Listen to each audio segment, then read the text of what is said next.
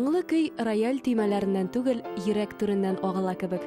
Азат Гыймадиев музыкага бала чактан ук гашыйк.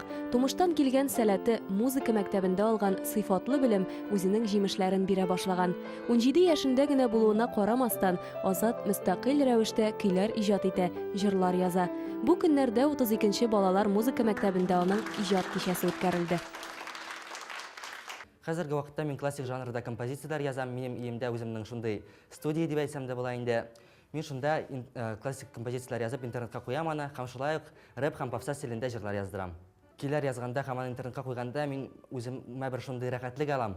Миңа анда язалар шәп кичеккән дип инде, миңа ул ышышларны уку. Беләсезме? Мин бардым. Торам сезнең каршыда. Гәүдә түгел, мәгънә.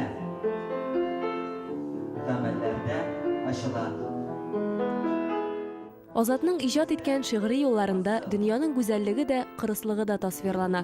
Тормышта үз урыныңны табу, югарыга омтылу, яшәргә көч һәм дәрт бирүче саф мәхәббәт төп темалар. Азатның фәлсәфә белән сугарылган һәр җыры тамашачыны уйланырга мәҗбүр итә, хыял дөньясына дәшә. Безнең өйдә синтезатор бар иде инде. Кичкенә вакытыннан ук Азат эш яшьтә. Шул синтезаторга килә дә баскалый кнопкаларына, килә дә баскалый инде. Шуннан соң без уйладык, моның музыкага сәләте бар ахрысы дип. Кызыга бит инде уйнаганны күрә дә әтисенең. И шуннан соң без моңа уенчык синтезатор алып бирдек. Тегене вата дип куркабыз ичендә. Уенчык синтезатор лампаны кырып биргәник, этеп кенә куйды да теге синтезаторны. И битте, якында килмәде ул аңа. Бара да теге шын синтезаторда уйный башлый. Баланың иҗади осталыгын укытучылар шундук күреп ала. Азат төгәл, пөхтә, тәртипле егет, шул ук вакытта романтик рухлы ди остазлары. Музыка мәктәбенә кергәч тә диярлек инде мин аны сразу ничектер аерып куйдым үземә. Ни өчен аның күренеп тора, менә шул сәләтле булганы музыкага. Азат очень ответственный, очень порядочный. Азат бик җаваплы, намуслы, әдәпле.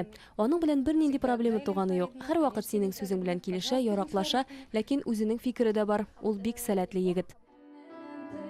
Азат яхшылыкка өйрәткән, үз көченә ышандырган, һәр башлангычын кызыксынуын хуплап торган әти-әнисенә шиксез рәхмәтле. Иҗат кичәсендә аның якын туганнары да, дуслары да катнашты. Без аның квартирына килеп таныштык. Безнең әниләр тоже яшьтән инде дуслар. Без инде тоже бер ерак родственник дип әйтеп була. Без аны күп еллар беләбез. Азат белән минем улым Ильяс кичкенәдән бер-берсен белеп үстеләр, дуслар. Кичкенә вакытта бик үк аралашмаса да, хәзер алар инде бик якын дуслар дип әйтер идем.